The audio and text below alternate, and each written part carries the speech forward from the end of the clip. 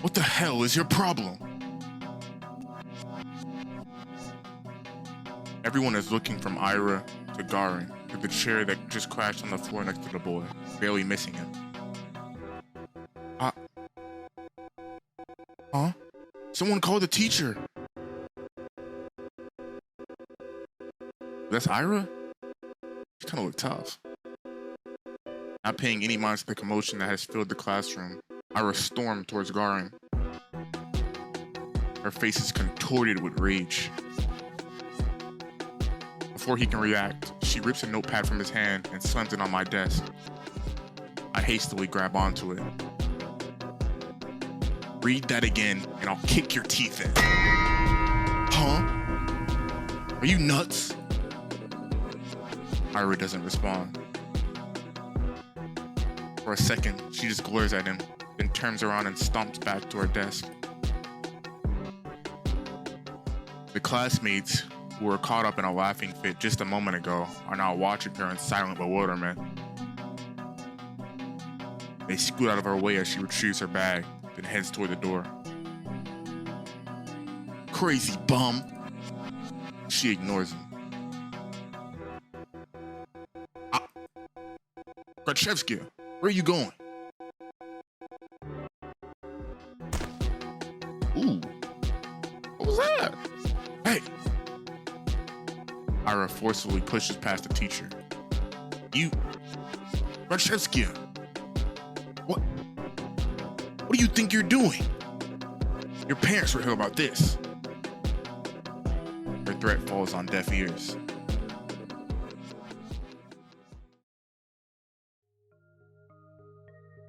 Everyone knew Starchxser.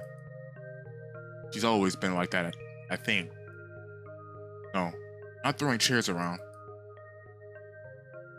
Ira had no regard for the rules that everyone's supposed to follow. I guess they call someone like her a problem child. Her parents got a lot of flack for that. It's only normal in a town like ours. Not just because it's a small size, but because of its, let's say, exclusivity.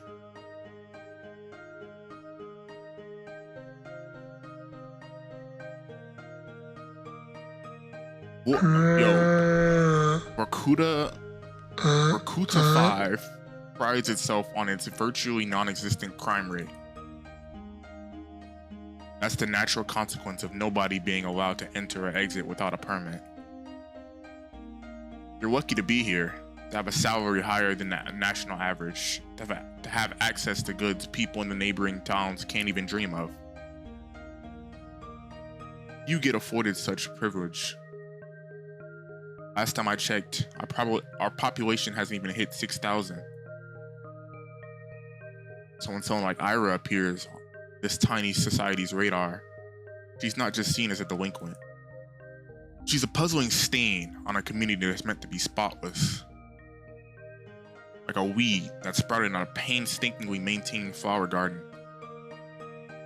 Of course, it's not as if she just appeared out of thin air. It's all in the family, they say. The blame falls on the people responsible, that is, on Ira's parents. And questions begin to arise. Why is Starchxser's daughter behaving like this? Is there trouble at home? Do they believe this is acceptable? Do they not teach her discipline? Do they not understand how fortunate they are? They've been granted so much that they can't do the bare minimum in raising their own child? Golly. Do they really want to be here? Do we want them to be here? I've heard a lot of talks like that. Heard more after Ira threw that chair at Garin. I didn't get why. Everyone was just having fun. And it was my fault for bringing a notebook anyway. I was hoping to write a little in the library once school was done. My bag slipped and all the contents scattered on the floor. Of course they would get curious about it. Of course they want to read the silly little things I wrote. It's not a big deal. It's not like I've ever taken poetry or drawing very seriously. Those are just fun distractions, nothing more. If people laugh, well, what's it matter to me? I couldn't wrap my head around it. I couldn't, but I still wanted to thank Ira somehow. She rarely shows up to school. And even when she does, she can just leave at random. I couldn't get a hold of her for a long time because of that. Well, that. And also, I was really scared. I mean, she throwing chairs around, bro. I don't know. I'd be scared too. Ira has never as much as looked at me. Even when she last started Garmin, it was like I wasn't even there. But 2 weeks after the incident, it finally happened. We crossed paths. I went to the bathroom during some lesson. I think it was math. I came in through the door. Yo? There she was, blowing white smoke through the half-open window. I didn't even know she was at school. Oh. Hi. Ira shot me a disinterested look. Hi. I awkwardly scuttled past her to one of the stalls. After closing the door, I realized I was so nervous I couldn't even do any of my business. Oh. I just sat there, thinking of how I should approach her. Yo, go pee and leave, bro. At least pee first, bro. It's not like I had some long conversation or formalities in mind. I just wanted to say thanks. In theory, it should have been easy. But wouldn't that make me look like a weirdo too? Assuming she did all that for me. That would just make me look self-centered. I had no idea how much time had passed while I was in the stall. Maybe 5 minutes, maybe 20 seconds. When I heard what sounded like her getting off the windowsill, I swung open the door. Wait! Huh? I froze up. She stood next to the window, bag in hand. The cold draft wafted through her hair. I had to say something. I got this rare chance. World gave me this rare chance to tell her what I wanted.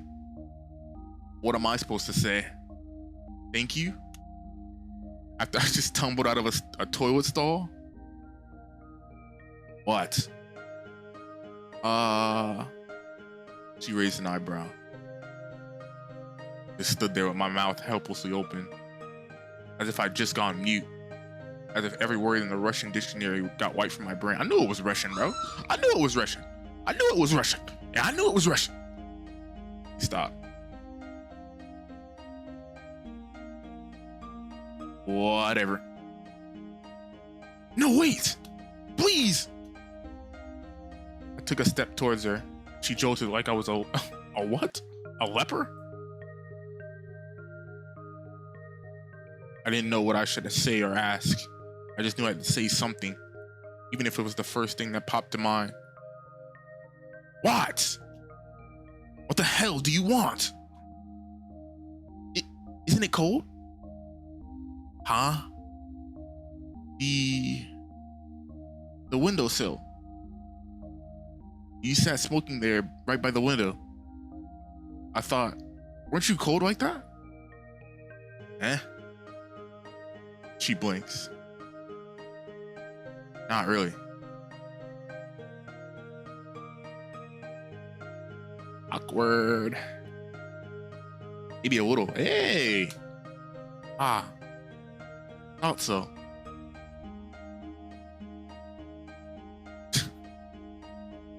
Anything else? No. I mean, yes, I'm sorry that you got in trouble. Huh? Well, I heard you got into a lot of trouble after that. You know, Darren read my stupid poetry. I'm sorry for that.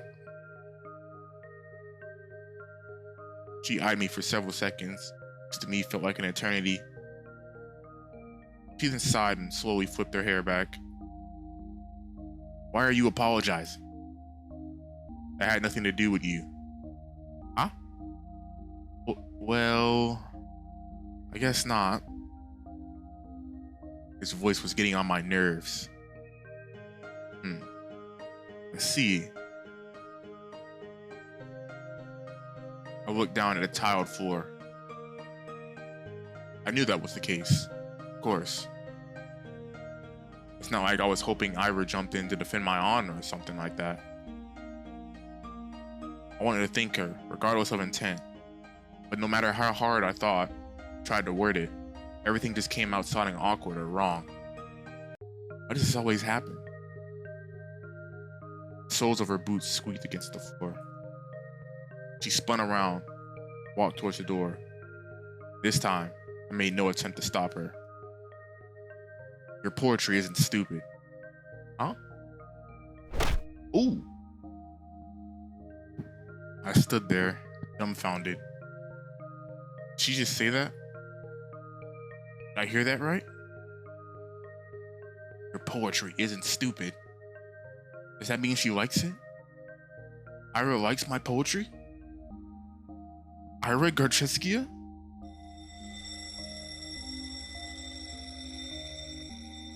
Bell rang and snapped me out of my short-term stupor. I shook my head. Right, I need to get back to the classroom. I doubted Ira was going to be at the next lesson. I washed my hands from nothing in particular.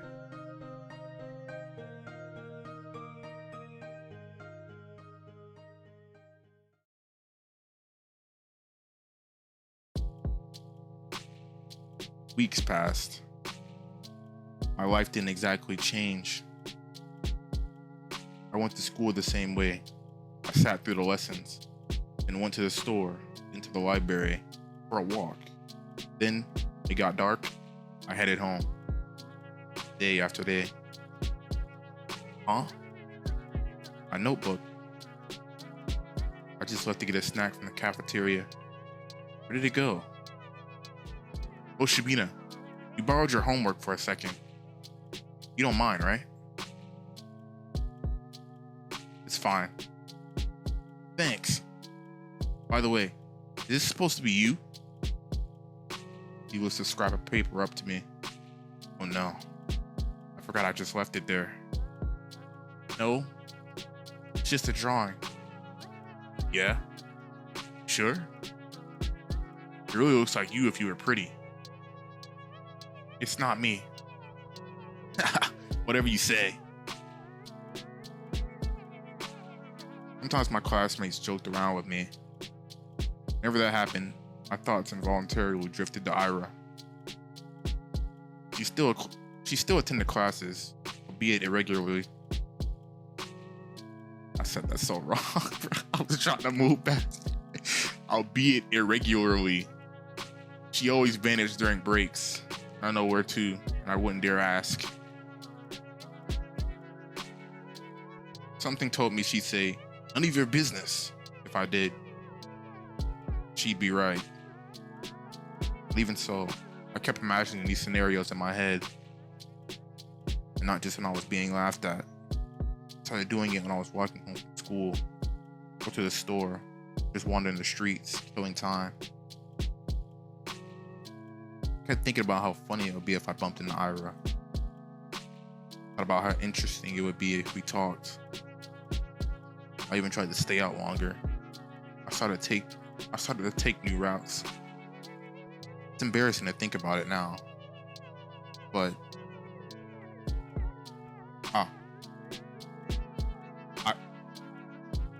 Ira,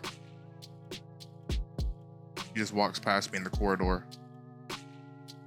Not even a nod, not even a look in my direction. I guess I don't exactly stand out in the crowd, but no, it's my fault for mumbling. Should have spoken louder, even though it took all my courage just to muster that much. Even though I definitely think she should have heard it. Hey, Vadim. What? Remember when I gave you 50 kopecks? Can I have it back? Huh? 50 kopecks? When was that again? Why would you give this dude money? Last Friday. Jesus. You remember things like that? Can I have it back? Man, I don't even remember taking it. You sure you're not making this up? Maybe you gave it to someone else. No, it was you. Jeez. I don't freaking know. It's half a ruble, Shabina. Who gives a crap? Yeah, why do you care so much? So petty. Probably just lost it or something. It's got finesse. You are the method. We are the method. Yes, we are. My eyes keep snapping to the doorway. It's empty, of course. What am I waiting for? Even if she showed up, what will she do? I'll give in front of everyone? That would be really funny. Hey, stop thinking that. Maybe he really did forget or did not forget. Who knows? I know. He did not forget it. I really shouldn't be upset. It's not that much. Go grocery shopping with that, but it's not the end of the world. Not exactly starving. Lately, I've been eating too much junk anyways. Yeah. Maybe if I eat less, my skin will clear up. That'd be nice. Asya, you don't use makeup at all, right? No, I don't. You're not allowed to, though. What are you saying? You allowed it last year. Really? Nobody's gonna send you home for it. Oh, that's good. I guess. These girls really talk to me. They're usually pretty nice, though. At least when they're not joking along with the guys. I think one of them likes Vadim. She laughs a lot whenever he says anything to me. I suppose we have very different sense of humor. But you never tried it before, yeah? Makeup? No, never. Seriously? You're like 15 already. 15? 14. Okay. No, that's same thing. You gotta learn to do it at some point. Especially with that complexion. Well, I'm not really... Hey, how about we help you out? Eh? Yeah. Just some light makeup. You'll see what it's like. I don't know. Come on, it's gonna be fun. Yeah, you're gonna love it. Alright. But yay! Come here then. I don't think people do unpleasant things on purpose. Nobody wakes up in the morning with the goal to make someone feel bad. I really believe that. Someone is doing something hurtful. You don't fully understand it. I shouldn't wish bad things on people who don't really know they're being mean. Golly. I shouldn't wish for IRA to appear and interrupt them, or scream at them, or punish them, or anything. I still hear everyone laughing as I run out to the corridor. I'm covering my face. I don't need any cheaters seeing me like that. At least the toilet's close. I can wash this mess off quickly. Ugh. but I should stop falling for these pranks, but ooh. Sorry. I lift my face up without thinking. Oh no. Ugh. The hell? Her jerks away from me. She's disgusted, bro. She's literally disgusted. I can't blame her. I must look like an insane person. Yeah, I look awful. God. I'm hideous. I can't handle her looking at me like that. I'm sorry. Huh? I run past her. Run. I just need to get to the restroom. I just need to wash it off.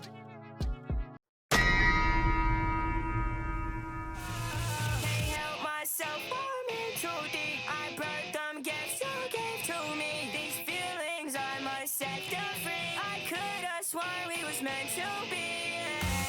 I know